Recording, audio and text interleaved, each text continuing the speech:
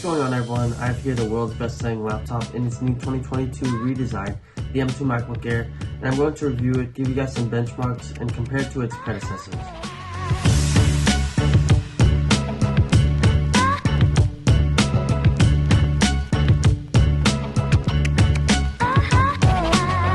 So this model here I have right now is the base 8-core CPU, 8-core GPU with 8 gigs of RAM, 256 gigs of SSD in the color silver. I was going to get the midnight color, but I realized that was a very dark color and fingerprints will stick like crazy, and if you scratch it, it'll be more visible to the eye. So the first thing you'll notice when you unbox this new M2 MacBook Air is that it takes on Apple's new squared edge design language, which has a uniform height throughout the whole surface, more like the MacBook Pro, and it's unlike the MacBook Air previous generations where it has a tapered design, thicker on one end, thinner on the other end. It only weighs 2.7 pounds, which is a lot lighter than this 2015 MacBook Air, the old M1 MacBook Air, and this previous generation MacBook Pro. It is only 1.13 centimeters thick, which is thinner than the M2 MacBook Pro or the old M1 MacBook Pro, which is awesome. It features the same two USB-C Thunderbolt ports on the left side, a headphone jack on the right that supports high impedance headphones, and Apple reintroduced MagSafe on the left, which is ultra convenient and prevents the laptop from falling if you do trip on the cord. One caveat with the M2 Air is that it still supports only one display, which can be problematic for people who use multiple displays, but because I only use one display, I felt no issue and it was perfectly fine for me. This MacBook Air is rated for 18 hours of full video playback, which is unheard of in the laptop industry. It's the same as the M1 Air, better than the 14 and 16-inch MacBook Pros, and it's a little worse than the M2 MacBook Pro, but still really good nonetheless.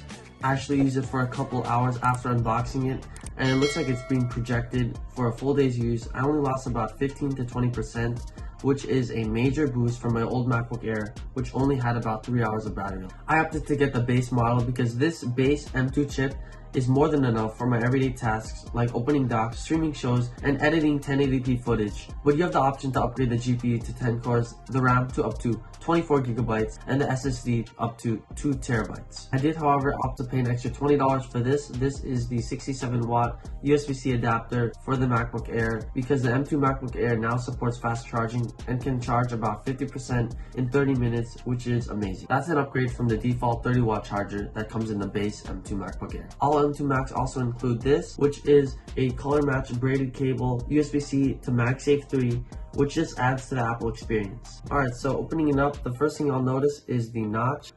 It's the same as the 14 and 16-inch MacBook Pros. Personally, it doesn't bother me, only when you have a lot of menu bar options in DaVinci Resolve or other apps, and that limits the number of icons you can have on the right. But other than that, I think it's perfectly fine. It looks good to me, it looks more professional, and it looks pretty cool. If you don't like how it looks, the good thing is that for apps, most apps, it will mask it out pretty well. It doesn't take any screen real estate out because Apple did increase the screen size from 13.3 inch to 13.6 inch on this M2 MacBook Air, which is wonderful. The brightness is also increased from about 400 nits in the M1 Air to 500 nits in this unit. The keyboard is the same Magic Keyboard everyone loves, with just full-size function keys which look and feel great. It's quick and has good physical feedback. It also has Touch ID, which works like a charm. The trackpad is also smooth and extremely responsive. One thing I did notice that Apple removed was the MacBook Air branding from the bottom of the display, but I don't miss that at all. Speakers are upgraded now with 4 speakers located just beneath the screen with support for spatial audio. Here's a speaker test comparing it to the Intel MacBook Pro.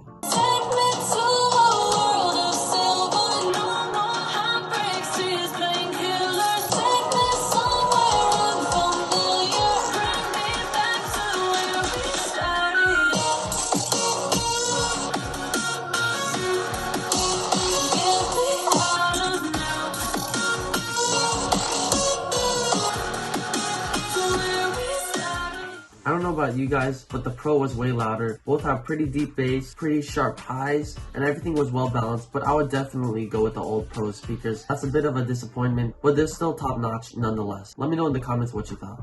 The notch does get the new 1080p webcam found in the iMac and the 14 and 16-inch MacBook Pros, and it's noticeably better in both lit and low lit conditions. It still isn't perfect, but there should be better HDR and less noise. The Air also features the 3-mic array system similar to that of the M1 Air. Comment down below whether or not you think the camera and mics look and sound any good.